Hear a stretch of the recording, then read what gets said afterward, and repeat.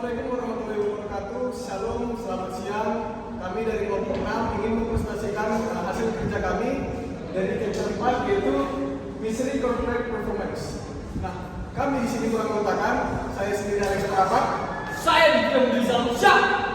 Saya Lisa Melita. Saya Rika Rika. Saya Raga Satria. Oke teman-teman, sebelum kita mulai presentasinya, ada baiknya saya mengucapkan sepatah dua kata atau sepatah dua kalimat. Boleh. Jalan-jalan di kota Jakarta, jangan lupa singgah ke kota tua. Presentasi segera kita buka. Ya baik, saya adalah orang pertama yang akan menjabarkan topik kita kali ini, yaitu Measuring Corporate Performance, yang mana topik yang akan saya bawakan adalah market value yang ditunjuk oleh rekan kita Alex. Nah, market value itu adalah nilai suatu perusahaan yang terbuka. Apa maksudnya? Misalnya nih, kita ambil contoh dari Bank BCA, yang mana Bank BCA itu menjual 100 saham atau 100 juta saham. Nah, per sahamnya itu dihargai berapa? Nah, itu tinggal dikalikan total dari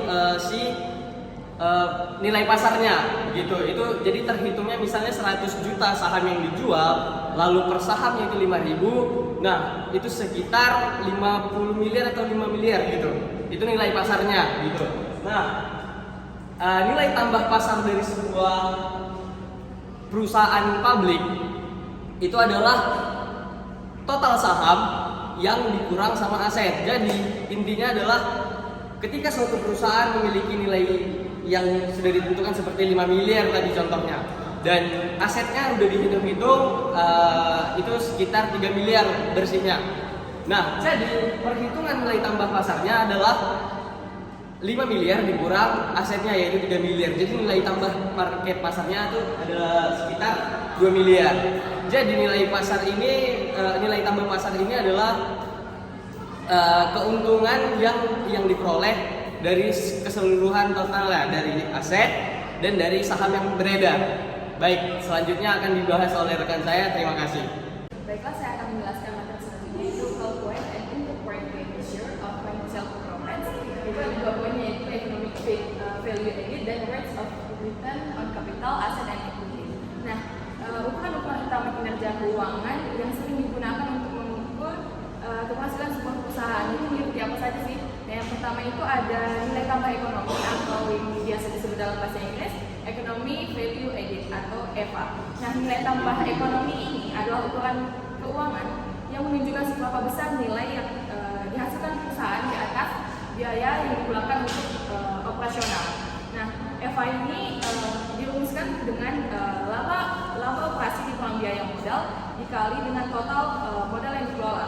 Semakin besar nilai EVA ini ataupun nilai tambah ekonomis ini, maka semakin baik kinerja perusahaan. Hal ini menunjukkan bahwa perusahaan masih menghasilkan keuntungan yang lebih banyak dari biaya operasional yang telah dikeluarkan. Nah, yang kedua ada tingkat pengembalian modal atau return on investment. Ini merupakan ukuran kinerja keuangan yang mengukur efektivitas perusahaan dalam menggunakan modal yang dimilikinya untuk menghasilkan keuntungan. Nah, tingkat pengembalian modal ini dapat dirumuskan dengan laba bersih dibagi dengan total modal yang dikelola dikali 100%. Nah, semakin tinggi tingkat pengembalian modal ini, maka semakin baik kinerja keuangan perusahaan. Mengapa? Karena hal ini menunjukkan bahwa perusahaan berhasil menghasilkan keuntungan yang lebih tinggi dari modal yang dikeluarkan. Nah, yang ketiga ada tingkat pengembalian aset atau return on asset. Ini merupakan ukuran kinerja keuangan yang mengukur efektivitas perusahaan dalam menggunakan asetnya untuk menghasilkan keuntungan. Nah, rumus untuk mencari tingkat pengembalian aset ini ada laba bersih dibagi total nilai aset dikali 100%. Nah, semakin tinggi tingkat pengembalian aset ini, maka semakin baik juga kinerja keuangan perusahaan tersebut. Karena hal ini menunjukkan bahwa perusahaan berhasil menghasilkan keuntungan yang lebih tinggi dari nilai aset yang dimilikinya. Yang terakhir ada tingkat pengembalian ekuitas ataupun return on equity. Nah, ini merupakan ukuran kinerja yang mengukur efektivitas perusahaan dalam menghasilkan keuntungan bagi pemegang sahamnya. Nah, rumus untuk mencari tingkat pengembalian ekuitas ini yaitu laba bersih bagi total ekuitas dikali 100%. Nah, semakin tinggi tingkat pengembalian pengembalian ekuitas ini, maka kinerja keuangan perusahaan itu semakin bagus karena perusahaan pasti menghasilkan keuntungan yang lebih tinggi dari investasi yang dilakukan oleh pemegang saham ini. Nah, dalam menginterpretasikan ukuran-ukuran kinerja keuangan ini, perlu diingat bahwa nilai-nilai ini dapat bervariasi tergantung kepada industri dan perusahaan yang dianalisis. Oleh karena itu, penting untuk membandingkan kinerja keuangan perusahaan dengan pesaing di industri yang sama menggunakan ukuran-ukuran sebagai alat bantu dalam mengambil keputusan investasi. Selanjutnya akan dijelaskan oleh Kalista. Topik yang ketiga adalah calculate and track key measures of operating efficiency, leverage, and liquidity. Nah, berarti kita dapat menghitung dan menginterpretasikan ukuran-ukuran utama dari efisiensi operasi, leverage, dan likuiditas. Yang pertama kita akan mengetahui apa sih itu efisiensi operasi. Efisiensi operasi adalah kemampuan dari suatu perusahaan untuk menghasilkan keuntungan yang optimal dengan biaya yang paling efisien. Nah, ada beberapa bentuk umum dari efisiensi operasi ini. Yang pertama adalah gross profit margin, yaitu mengukur efisiensi dalam menghasilkan laba bersih setelah dikurangi biaya produk dan jasa yang dijual. Yang kedua ada operating profit margin, yaitu mengukur efisiensi dalam menghasilkan laba bersih setelah dikurangi biaya operasional seperti gaji, sewa, listrik, dan sebagainya. Yang ketiga adalah return of asset atau ROA, yaitu mengukur kemampuan perusahaan dalam menghasilkan laba bersih dan aset yang dimiliki oleh perusahaan tersebut. Selanjutnya adalah leverage. Leverage atau rasio utang itu untuk mengukur seberapa besar sih perusahaan menggunakan utang untuk biaya operasinya. Beberapa ukuran leverage yang umum dapat digunakan seperti yang pertama adalah debt to equity, yang artinya mengukur seberapa besar perusahaan membiayai operasinya dengan utang dibandingkan dengan modal yang dimiliki oleh perusahaan tersebut. Selanjutnya ada interest coverage ratio, yaitu mengukur kemampuan perusahaan dalam membayar bunga pinjaman dengan laba operasional yang dihasilkan perusahaan tersebut. Selanjutnya adalah likuiditas. Likuiditas adalah kemampuan suatu perusahaan untuk memenuhi kewajiban keuangan dalam jangka pendek.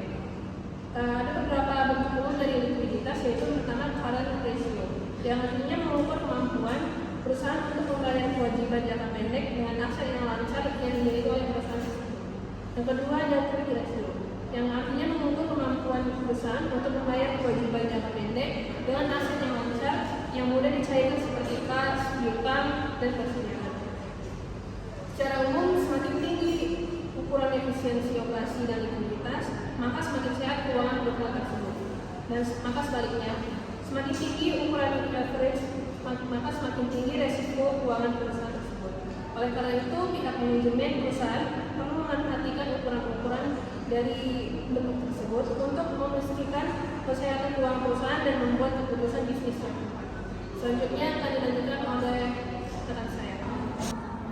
Baiklah, selanjutnya materi tentang efficient use of assets and profits as a fraction of sales.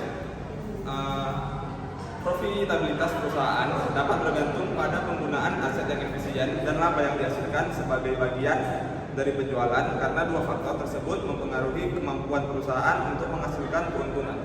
Penggunaan aset yang efisien dapat meningkatkan produktivitas perusahaan dan mengurangi biaya produksi. Misalnya, jika perusahaan menggunakan mesin-mesin produksi dengan efisien, maka dapat meningkatkan produksi barang dengan biaya yang lebih rendah. Dalam hal ini, biaya yang lebih rendah dapat meningkatkan laba yang dihasilkan oleh perusahaan. Selain itu, laba yang dihasilkan sebagai bagian dari penjualan juga dapat mempengaruhi profitabilitas perusahaan. Semakin tinggi laba yang dihasilkan dari penjualan, semakin besar keuntungan yang dapat dihasilkan oleh perusahaan. Hal ini dapat dicapai dengan meningkatkan efisiensi operasional, meningkatkan harga jual, atau meningkatkan volume penjualan. Namun, penting untuk diingat bahwa profitabilitas juga dipengaruhi oleh faktor-faktor lain seperti tingkat persaingan pasar, kondisi ekonomi, dan regulasi pemerintah. Oleh karena itu, perusahaan perlu mempertimbangkan faktor-faktor ini dalam mengembangkan strategi bisnis mereka untuk mencapai profitabilitas yang berkelanjutan. Baiklah, untuk materi selanjutnya akan dilanjutkan oleh teman saya. Jadi materi terakhir yang akan saya bawakan adalah bagaimana cara kita membandingkan posisi keuangan perusahaan kita dengan posisi keuangan perusahaan yang lain. Jadi, kenapa kita perlu membandingkan posisi keuangan perusahaan kita dengan perusahaan lain, karena dengan membandingkan itu, dan kalau hasil perbandingannya posisi keuangan perusahaan kita lebih baik, maka dapat dipastikan bahwa perusahaan kita dapat menjalankan sesuai dengan target yang direncanakan.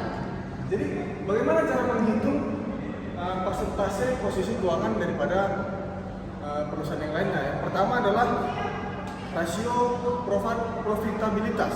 Dan sesuai namanya profit, berarti dengan cara menghitung kemampuan perusahaan untuk menghasilkan laba yang sebesar-besarnya daripada penjualan. Nah, yang kedua adalah rasio likuiditas. Apa maksud rasio likuiditas ini? Nah, rasio ini mengukur kemampuan perusahaan untuk memenuhi kewajiban jangka panjang. Jangka pendek. Nah, yang ketiga adalah rasio solvabilitas.